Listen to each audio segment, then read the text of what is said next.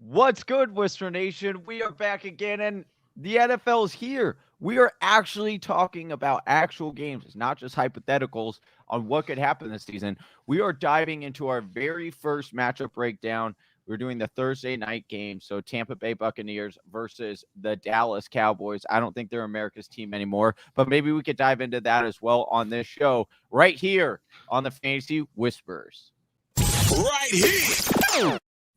That's right, Whisper Nation. Like Johnny said, we'll be talking about that Thursday night football matchup between the Dallas Cowboys and the Super Bowl champion Tampa Bay Buccaneers. But if you like that fresh fantasy football content and want more of it, consider subscribing to the YouTube channel and giving this and our other videos a like on your way in. That being said, Whisper Nation, my name is Big Travie. You can find me on Twitter at Big Travie. I'm joined by Johnny Game Time Hicks, who you can find on Twitter at Johnny_Game Time. What's going on, Johnny? Oh, man, if you could tell by the excitement of the intro, I am beyond jacked. Football is back. Football is back. Excitement, never a problem for you, and you're on 10 right now for football. Right on. And, of course, the other mic is Austin Sear. You can find him on Twitter at Austin_R_Sear. Austin, are you as jacked as Johnny? Is that even possible? No, it's not. Nobody is as jacked as Johnny. That's just not going to happen. But I am extremely excited for the upcoming NFL season and to see how all of our early season takes actually mesh up with reality. Absolutely. Just a reminder to Whisper Nation, we are nothing without your support. So please help us build this community. If you feel it upon your heart to continue to grow the family and chase the dream, consider joining us on patreon.com. You can show your support at the $5 and $10 levels. Patron benefits include access to our exclusive Discord channels, entries to sports card giveaways, increased odds for winning a NFL signed jersey from your favorite fantasy players, and bonus content that's only available to patrons. Head on over to patreon.com/the Fantasy Whispers today and join the nation. So, gentlemen, like draft season is over. So I just wanted to ask each of you, and I'll start with Austin here, the single most exciting player that you have drafted the most of during this draft season as we get in here. I've got quite a few shares of Tom Brady in a couple of leagues. I like that. Johnny, I know, does too. Found Derrick Henry on my squad as well, dynasty-wise, and in our couples league that we got going yesterday with a lot of the significant others. And so I got Derrick Henry in a couple. I really enjoy him. Tom Brady, I'm excited to see what he's about as well. And ask me that question in 2 weeks. I think it might be different. Johnny, what about you, man? Oh, man, there are so many players that I'm just so excited for. Drafting. I knew that a lot of them were going to get taken because that's just the reality of it. So there are a handful of players that are on my roster as well as not on my roster that I'm excited to actually see pan out. Maybe we could take some victory laps. I don't know. Maybe we'll see. But yeah, there's a lot of them. I mean, AB, Tom Brady is a major one. I'm excited for AJ Brown this year. We'll see. Joe Mixon, is he going to finally live up to that hype? There's a lot of questions. We got a lot of answers, but we're going to get more answers, guys, because the actual games are here. They're games. No more speculation.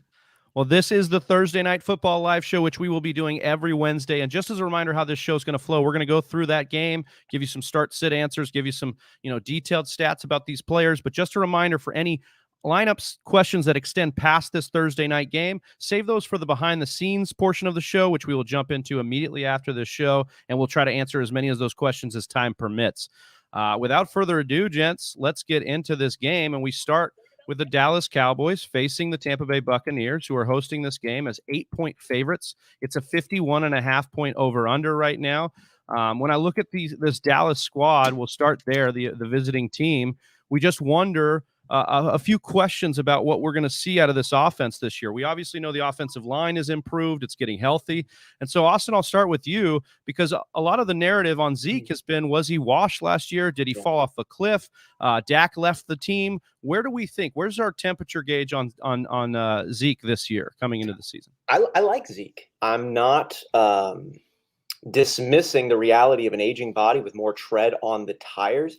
And Zeke has gotten the rock a lot, and they've leaned on him over there in Dallas significantly.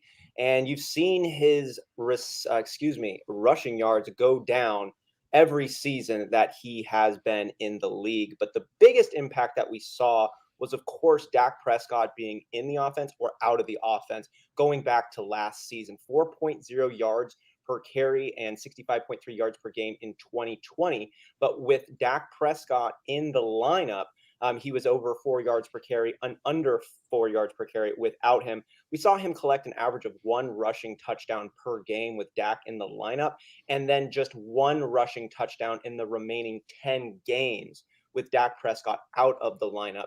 And the biggest impact besides the touchdowns there was the receiving work that Ezekiel Elliott had with or without Dak Prescott in the lineup. It got cut nearly in half. With Dak in the lineup, he was averaging 34.6 yards per game. And without Dak in the lineup, Ezekiel Elliott was looking at just 16.5 yards per game, Travis. But the element I'm most concerned about is not Zeke's how much gas he has left in the tank.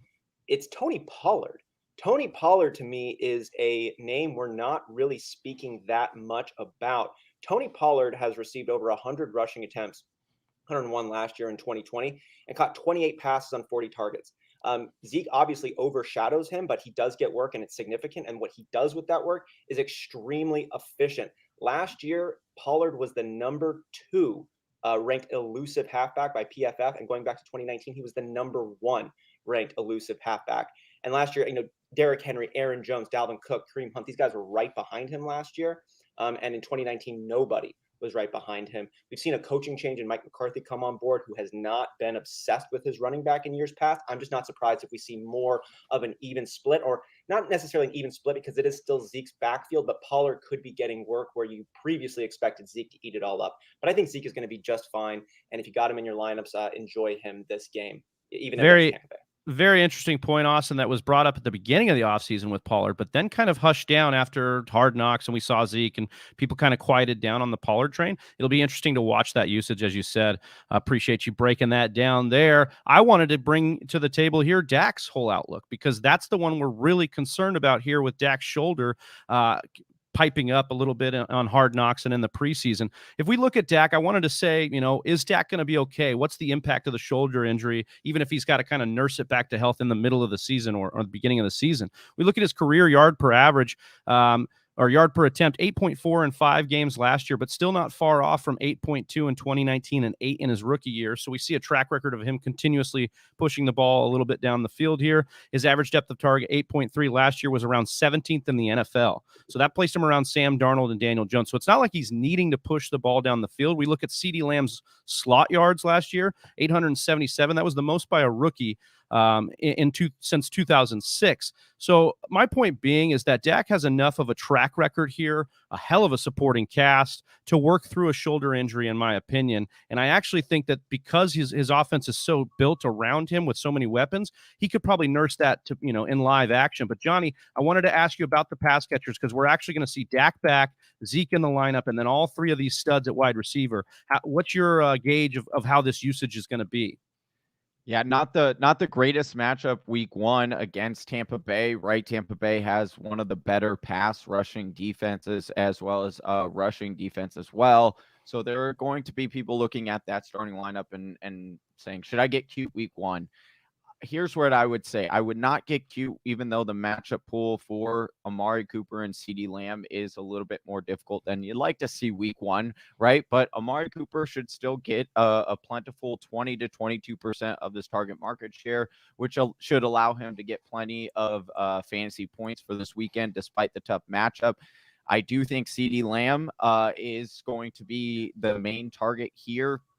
I do think that he'll get anywhere in the range of 18 to 20% for this team this weekend. He has, on paper, the best cornerback matchup of all. The slot wide receiver for Tampa Bay is their weakest corner. So I do think Ceedee will have a very nice day. We've seen him perform throughout all of training camp. And, as far as Michael Gallup goes, I'm not playing him in this game. I do want to see how they involve him, but we do know that general he's like that deeper threat. So I don't see him getting very many targets in this game to really boast putting him out there. I think it would be more of that, what do we say, like the Thursday night thirst if you end up throwing in Michael Gallup. I think that's where you'd be headed, is that Thirsty Thursday. And it might just leave you a little bit thirsty if you decide to go down the Michael Gallup train. So I would sit Michael Gallup, but I'm fine playing the other 2. Well, speaking of thirst, Austin, we got to look at the Tampa Bay side of the ball here, and we've got to get thirsty about which running back we can choose because we've been, kind of beat up all offseason as connoisseurs of fantasy football trying to figure out which one it's going to be. And they even brought in Geo Bernard. So, Austin, do you have any kind of gauge? Who won this job? Who's going to start? Who we can start in fantasy, if any? Well, we know that Bruce Arians is going to be going with the hot hand. And as you framed it, Travis, the question is which hand is likely going to be hotter to start the season? And if you're sitting on both backs or one of the Tampa Bay running backs on your bench, do you start him this week? And, we got to take a look really at Leonard Fournette and Ronald Jones. I'm going to jump ahead here to Giovanni Bernard. We're not starting Giovanni Bernard. There could be a PPR pathway to relevancy, but I'm going to need to see him involved in the offense a little bit before I get so cute to roll out Giovanni Bernard on a new team in a new system. So then between Leonard Fournette and Ronald Jones, looking at the last 3 games of the season, neither one of these backs in the regular season finished breaking 70 yards. But they obviously made it deep into the playoffs and won the championship. And Fournette did outwork Rojo on in those areas where Fournette in the Super Bowl had 16 carries to Rojo's 12, 89 yards to 61. And the big part that separated Fournette was his pass catching, where he caught all 4 balls in the Super Bowl for 46 yards. Rojo dropped his one and only target. Going back 2 weeks before to the NFC Championship game, Fournette also showed up Rojo in that matchup as well. 12 carries for 55 yards compared to 10 carries for 16 yards for Ronald Jones. Fournette was the only halfback to get a pass thrown his direction, added 19 yards through that fashion, but Giovanni Bernard now is going to eat into that. If we go back to the regular season, though, Ronald Jones was the clear standout. He was the number 20 ranked elusive running back compared to 48 for Leonard Fournette. He has a much better pass blocking score at 46.8, ranked by Pro Football Focus compared to 28.4 for Leonard Fournette. And Ronald Jones has just got better numbers in terms of yards per carry, while Leonard Fournette finished the year better. I would like to start Ronald Jones. I think he's got the better pathway ahead. But once again, just monitor that work and efficiency because Arians is going to ride the hot hand. Hot hand is what this team is full of because they just have so many weapons over there. And so, Johnny, we've got to talk about the hot hands of the receiving core here because we had AB come on late. We had injuries for Mike Evans and Godwin's throughout the year. How are we feeling about the breakdown of this offense? As we came into last year, I remember the story being that it would be Chris Godwin, who was the Edelman type. Mike Evans could be a touchdown threat. And we saw some different things out of the offense during last year. Yeah, and then you added AB right halfway through the season. There was a lot of speculation on whether AB could make it that far or would, something veer up and him get suspended again. But honestly, we haven't heard anything from Antonio Brown since he went to Tampa Bay. He's been pretty solid and on his game as far as getting himself straight. I think him pairing with Tom Brady has really, really helped him. And as far as the wide receivers go, this is what's interesting. When they all play together, right? Because that's the big speculation is, are there enough targets to go around to play all 3 of these guys? And I'm going to tell you, you can play all 3 of these guys. This offense is going to score a lot in this game. Dallas does not have a great defense by far. They have some nice pieces and could see a little bit of improvement over last year. But overall, this is going to just feast all 3 of these guys. Give me Mike Evans. Give me Chris Godwin. Give me Antonio Brown. If you've got them, put them on your lineup. They are going to have a great game. My favorite, though, of all 3 matchups and who I ultimately think has the best night is actually Antonio Brown, who should get the majority of the work against Trayvon Diggs, who is Stephon Diggs' brother. We saw him get torched and just eaten alive by Amari Cooper in that Hard Knocks. I don't think that things are going to change, whether it's AB or, he'll get switched around, of course. They like to switch around their corners as far as who is they're guarding. But I ultimately think this is going to be a huge game for Tom Brady and the Tampa Bay offense. I think they're going to come out with a bang. And so I'm looking to get all 3 of these wide receivers in this offense in your lineup. Just a reminder, too, to the audience, I know we're getting a lot of questions in the chat. We will be doing a behind the scenes right after the show, hitting you guys with those questions and getting you prepped for this week. And we also have the Sunday lineup show on YouTube. So make sure you're subscribed and your notifications are on so you can get those questions answered all week long and on Sunday. I want to quickly point out the tight end situation, because after scoring 0 touchdowns and 4 or fewer fantasy points in 3 of his first 5 games, we saw Gronk score 7 touchdowns in the final 11 games and averaged over 11 fantasy points per game in PPR.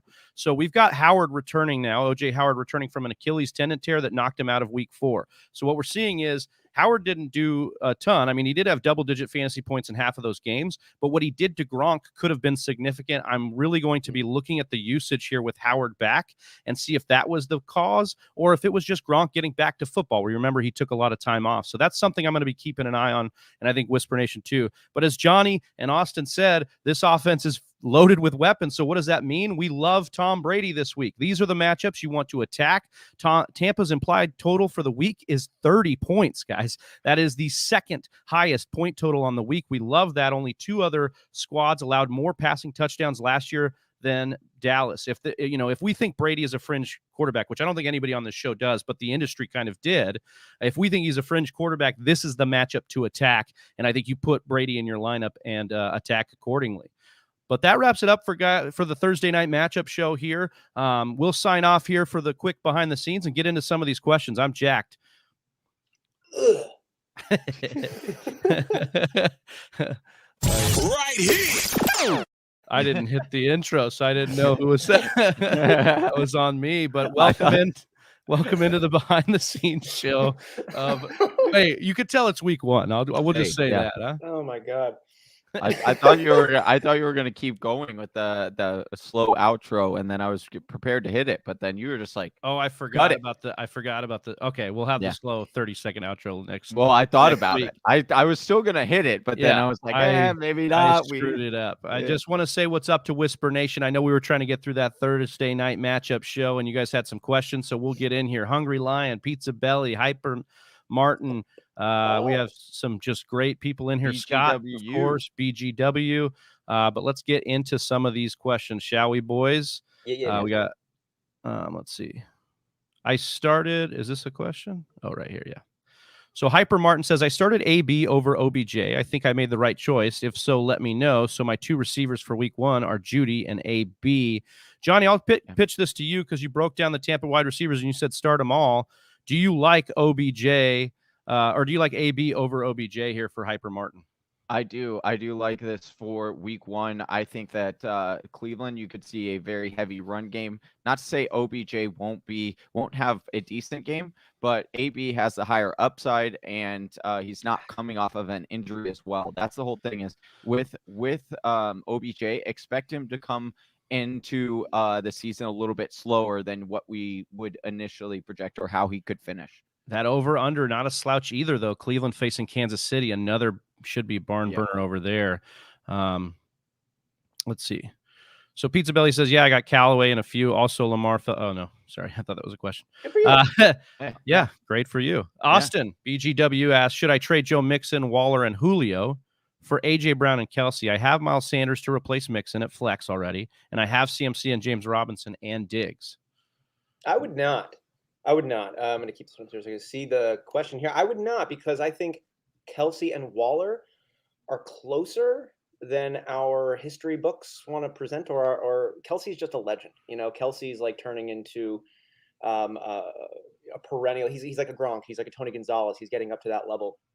But Waller is no slouch, man. This guy's going to break 1,100 yards again. I'm not surprised if Waller ends up outpacing Kelsey. I expect it to be close regardless of who is ending up ahead at the end of the season. But then you got Mixon, who I think is primed for a great season. The line isn't great, obviously, but I think he is a very, very solid running back. And I think he's poised to have his best year yet in terms of efficiency and opportunity, given the rest of the pieces around him. And Julio, we know Julio's on the downward. We know that he's second fiddle for the first time since Roddy White was ahead of him. But there's a world where he does really, really well. I like it as a backup piece, and I like Waller and Mixon as starting pieces. Obviously, you love Kelsey, you love A.J. Brown, but just not that much more versus what you already got. So I'd say no, sit tight. This is not so much a question as it is a statement, Johnny. Zeke should sit. Tampa Bay only allowed 60 yards per game last year. Scott, a.k.a. Death by Rona, saying you should sit Zeke. Are we advising that? I get where Scott is coming from because he's right. Tampa Bay, one of the better run defenses in the league.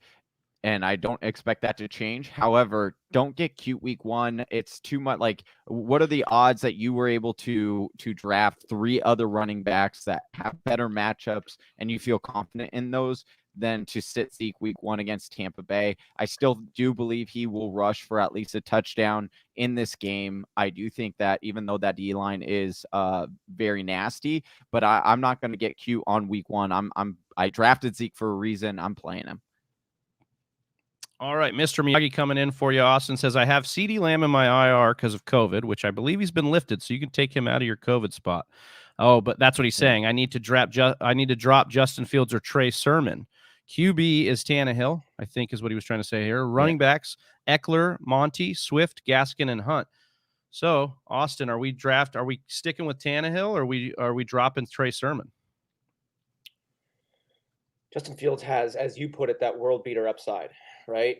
And Tannehill is nice, but he's not a world beater where Justin Fields could be. Trey Sermon, to me, is behind Eckler. He's behind David Montgomery. He's behind DeAndre Swift. And with that news Johnny's been talking about with Myles Gaskin coming out of Miami, looking like he could be more close to a lead dog bell cow type role, I might like Gaskin over Sermon too. It's tough. Hunt has got his role carved out. Trey Sermon does not. I see the path to Sermon being, an RB1 on a run-heavy team, but it's such a committee approach with Shanahan. They've got other talented players over there. I'm just not ever surprised too if you think, oh, Mostert went down, it's Sermon day, and then Jermichael Hasty comes out and balls. You know what I mean? It's just like they keep a platoon of running backs on board for a reason. I would drop Trey Sermon right now because the upside of Justin Fields is greater than that of Tannehill, but Trey Sermon's upside is not greater than that of maybe any of the other running backs you have. I like Hungry Lion comes in here. Can you drop a receiver? Fields is going to play sooner rather than later. Yeah, that would be my question. There's 2 things. I'm not saying that Austin has the wrong advice here. I think he's spot on with the rankings of those running backs. What I would try to do is actually try to trade one of those running backs or a couple of them and get, free up your spot that way. Yes. But also, what are your wide receivers? Because running backs are like fantasy gold when you have them. And so even if there's the potential, because there's a lot of potential in the Trey Sermon, so you could probably even sell on the upside of the Trey Sermon with that depth at the running back position. I don't mind you doing that. But I don't know if I just let him go on the waivers. If I could try to, I would target a team that maybe only has 2 running backs or something, or 3 really thin at it, and you can go and grab one of their wide receivers or another position. Oh, they're calling you, dude. Yeah, they're letting them know. Too. Yeah, they only saw that too. So, and Johnny, on Friday, we broke that down on the News and Nugget show, which make sure you like and subscribe to catch that content coming every Friday. But you broke it down so well, and you changed my compass on trade conversations. Hey, give me a comparable player for Myles Gaskin. Who should I target? Who's at his level at the wide receiver spot? Like, no. You're doing yourself a disservice and you're going to miss out. What you do is you go and find who would benefit the most from getting the player you're looking to give away. And then you can inflate the value and get a better deal on your end. Put in a little bit of legwork, find who you want and what that manager needs, and work it from that angle. Mm-hmm. Finish line coming in here, gentlemen. Johnny, he says, how do you feel about the Steelers pass catchers, and can we trade Deontay Johnson / Tyler Higbee, Deontay Johnson and Tyler Higbee to give up Michael Thomas and Logan Thomas? I would 100% do this deal in a heartbeat. Deontay Johnson should be a top 12, top 14 wide receiver this year at minimum, I think. And you're also getting Higbee, who we're all really high on this year, could be the best pass catcher for Cincinnati. And Michael Thomas, although I do think that Michael Thomas will eventually come back, he is a roster spot that you're going to have to eat until he comes back.